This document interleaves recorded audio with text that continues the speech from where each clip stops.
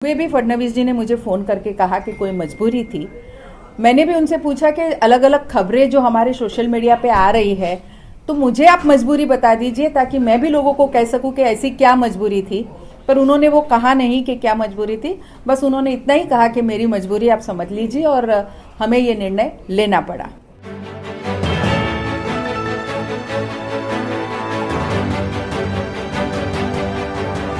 आप देख रहे हैं प्रवासी संदेश। भाजपा के टिकट की दावेदार रही मीरा भाईंदर की निर्दलीय विधायिका गीता भरत जैन अब फिर से निर्दलीय ही चुनाव लड़ेंगी। बीजेपी का टिकट न मिलने के बाद उन्होंने न सिर्फ अपक्ष चुनाव लड़ने की घोषणा किया, बल्कि भाजपा के घोषित प्रत्याशी नरेंद्र मेहता पर हमला भी बोला। उन्होंने कहा कि यदि शहर के लोग सुरक्षित रहना चाहते हैं तो लोग जरूर उनका साथ देंगे। एक संवाददाता सम्मेलन में गीता जैन ने भाजपा नेतृत्व पर वादा खिलाफी का आरोप भी लगाया। उनका कहना है कि उप मुख्यमंत्री देवेंद्र फडणवीस ने उन्हें कॉल करके बोला कि किसी मजबूरी की वजह से उनको टिकट नहीं दे पा रहे हैं। आइए सुनते हैं गीता जैन को क्या उन्होंने मीडिया से बोला। सभी को पता होगा कि आज सुबह ही यहाँ की टिकट नरेंद्र मेहता जी को गई है। 3 दिन पहले तक, 3 दिन नहीं 2 दिन पहले तक भी मुझे ये विश्वास पार्टी के वरिष्ठों ने दिलाया था कि ये टिकट आपकी है और आपको ही मिलने वाली है। इनफैक्ट शिंदे जी और फडणवीस जी जब दोनों एक साथ मुझे मिले तब भी ये बात हुई थी कि क्योंकि आपने पार्टी को समय समय पर मदद की है और इसीलिए हमारा भी ये फर्ज बनता है कि जिसने हमें इतनी मदद की है, इवन गुवाहाटी तक मैं पार्टी को सपोर्ट करने गई थी और आप सभी को पता है और देवेंद्र जी ने भी खुलेआम बोला है कि ये मेरे कहने पे वहाँ गुवाहाटी गई थी। तो इतना सब मदद करने के बाद कहीं ना कहीं ये बहुत खेदजनक निर्णय हुआ है कि ये टिकट मेहता जी को देके, यानी मुझे ना देके, वायदा होने के बावजूद मुझे ना देके वो मेहता जी को दी है।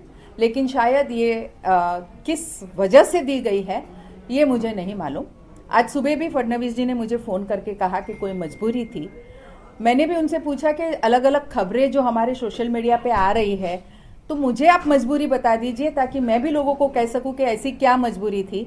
पर उन्होंने वो कहा नहीं कि क्या मजबूरी थी, बस उन्होंने इतना ही कहा कि मेरी मजबूरी आप समझ लीजिए और हमें ये निर्णय लेना पड़ा। लेकिन निर्णय बहुत खेदजनक है क्योंकि उन्होंने बार बार मुझसे ये अश्योरेंस किया था कि भाई आप ही लड़ने वाले हैं हमारी पार्टी की तरफ से। अब नियति वापस मुझे वहीं 5 साल पहले लाके जिस मोड़ पे खड़ा किया था, मैं चाहती हूँ कि ये नियति ही है कि फिर चाहती है कि एक बार और मीरा भाईंदर कोई नया इतिहास रखे। और वो बिल्कुल, मुझे हमारी जनता पे विश्वास है। आप देख रहे थे कल मेरी रैली निकली थी और कितनी बड़ी तादाद में सब लोग मुझे समर्थन अपना बताने आए थे। बड़ा हौसला मेरा कल भी बढ़ा।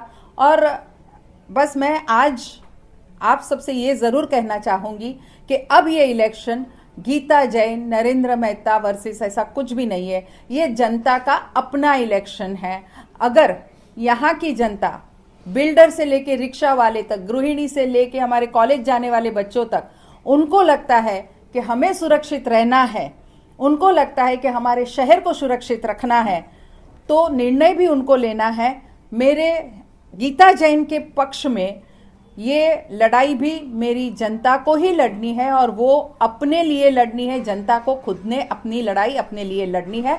ये आज का मेरा विश्वास है कि जनता ज़रूर इसे अपना इलेक्शन समझ के लड़ेगी। मैं ये कह रही थी कि अगर आपको पता ना हो तो मैं अपक्ष आमदार 26 तारीख तक अपक्ष आमदार का जो है वो मैं हूँ। तो न मैं किसी की सदस्यता उसके पहले ले सकती हूँ, न कोई कुछ कर सकती हूँ। हाँ, टिकट उन्होंने बुला के मुझे वायदा किया था कि आपकी मदद के हिसाब से बिल्कुल टिकट आपको मिलनी चाहिए। प्रवासी संदेश को लाइक करें, शेयर करें, कमेंट करें, सब्सक्राइब करें और बेल आइकन जरूर दबाएं।